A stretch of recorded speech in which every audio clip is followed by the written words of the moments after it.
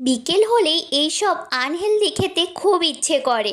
যেমন ইচ্ছে তেমন কাজে লেগে পড়েছি, তাই ভাবলাম যে ম্যাগি তো আনহেলদি খাবার, তাই একটু হেলদি করে বানানো যাক। তাই অনেকগুলো সবজি কেটে নিয়েছি, গাজর, ক্যাপসিকাম, কাঁচা লঙ্কা, টমেটো একদম টুকরো টুকরো করে। ফার্স্টেই কড়াইয়ে তেল দিয়ে সব সবজিগুলো হাই ফ্লেমে 2 মিনিট মতন ভেজে নিলাম।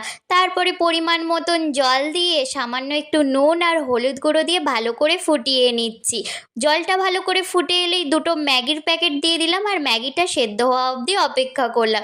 ম্যাগিটা সেদ্ধ হয়ে যেতে ম্যাগিটাকে একদম টুকরো টুকরো করে কেটে নিয়েছি আর দুটো ম্যাগির মশলাও দিয়ে দিলাম। 2 মিনিট মতন ভালো করে নেড়ে চেড়ে ভাবলাম যে ওপর থেকে যদি একটু চিজ দিয়ে দিই তাহলে ম্যাগিটা খেতে কেমন লাগবে, কারণ চিজ খেতে আমার বরাবরই ভীষণ ভালো লাগে। আর এই ভেজ ম্যাগিটাতে একটু চিজ দিয়ে দিতে ম্যাগিটার টেস্টটাই যেন একদম চেঞ্জ হয়ে গিয়েছে। যতই খাচ্ছি ততই যেন মনে হচ্ছে আরও খাই, এত ভালো লাগছে।